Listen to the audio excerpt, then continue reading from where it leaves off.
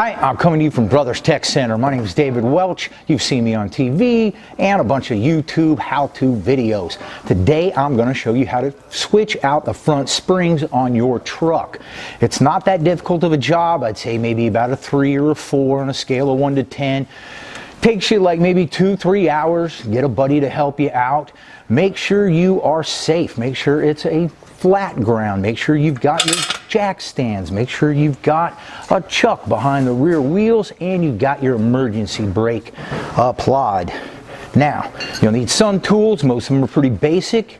You'll need a pickle fork, but you might want to go get one of these, a tie rod end popper.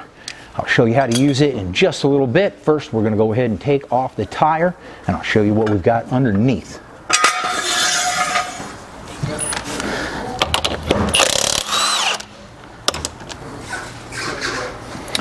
So one of the first things I'm going to do is I'm going to bring a jack up and I'm going to put it up underneath my control arm right here. And the reason that I'm going to do that is I'm going to take a little tension off the suspension. It'll make it easier to take off my shock and my front sway bar, along with a few other things. So let's get that jack up into here. And up you go.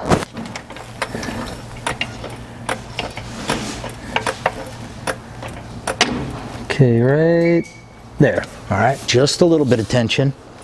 So now I can go and take my shock off.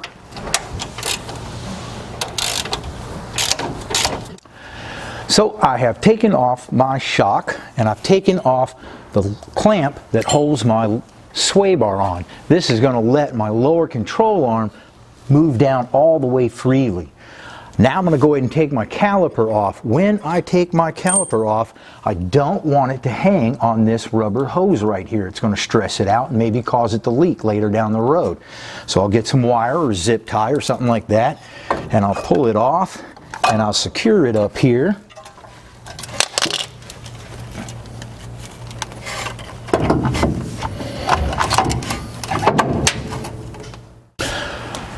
Now I'm going to go ahead and take off my upper ball joint and my tie rod in here. You'll need to make sure you pull out your cotter pin, and then when I'm loosening this up on the tie rod end, I am not going to take it all the way off. I'm just going to loosen it up about 4 or 5 turns, and I want to make sure that that nut still has a decent amount of meat that it's holding on to on the nut there. So this right here is a tie rod end popper.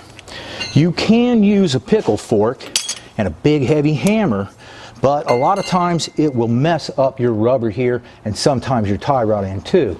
So if you're not going to be saving this, you can go ahead and use your pickle fork, but if you want to save it, you'll use this. It simply attaches right like this.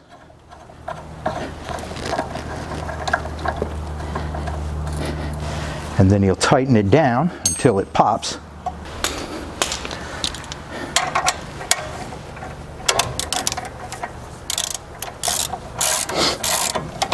Now this does not even really have any tension on it, but I want you to leave the nut on because you can hear how it popped like that, and we don't want this thing going bouncing around. When I take the nut off, I'm going to put it on the end of the tie rod end so I don't lose my nut and I make sure my threads don't get messed up. Now I can get to my upper ball joint here.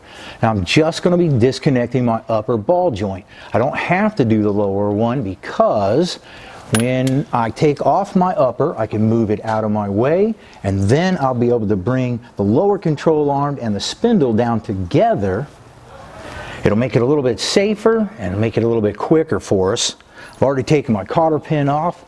I've loosened the bolt up, but I have not taken it all the way off. It's still got enough meat hanging on there. We're going to take our ball joint popper here and we're going to pop this. Now keep in mind that this spring has a lot of tension on it and you want to be careful. Watch all your fingers. Oh, okay.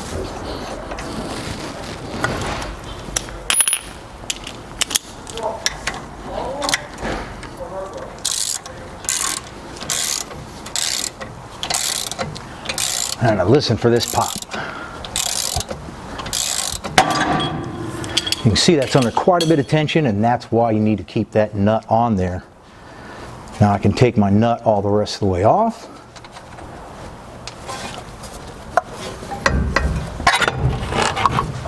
Upper control arm's up. This is out of the way. Now I can slowly lower my jack. Now if you got original springs in here, there's going to be a lot of tension on that. You're going to have to really watch it. You might even want to get a spring compressor if you're worried about it. And these are lowered springs already in here, so we don't have as much tension as you might at home. And these I can lift out just like that. But if you have originals, it'll have to come down a little bit more. Now I can go ahead and put my new spring in. What you want to notice is that you got this nub right here, and you got a pocket here on top. This nub on the bottom is going to fit right into a slot that you have in the lower control arm, and on the upper there's a little bit of a cup that's going to fit right into. So when I slide this in,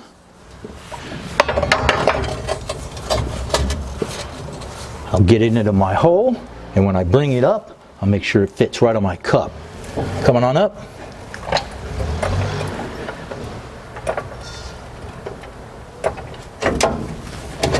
Okay.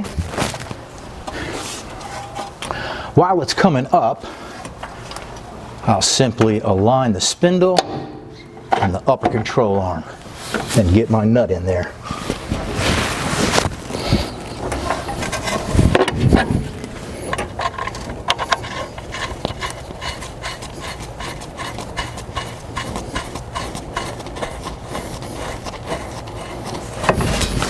Okay. When we reassemble, you want to make sure you get your torque wrench. Our upper ball joint right here is going to be torqued to 50 pounds. Then you'll double check and see where your cotter pin hole lines up or not. Then you'll tighten it just a little bit, enough to get your cotter pin in. The tie rod in, obviously, will be the same way. I've torqued my tie rod end to 40 pounds. Twisted it just a little bit more so I can get my cotter pin in there. It's all locked down and ready to go. I've tightened up my sway bar, double checked everything else. I'm going to put on my caliper and my shock, and I'll see you in just a second. Okay, so you can see we're all done. Everything's double checked. We're ready for the road. You can see this doesn't take a lot of time or a lot of trouble. 2-3 hours in your afternoon, and you're going to be able to get your truck to look cool in no time at all with just basic tools, basic knowledge. Be sure and check us out on Instagram, our Facebook page, and be sure and subscribe to our YouTube channel so you can see even more helpful, handy hints like this.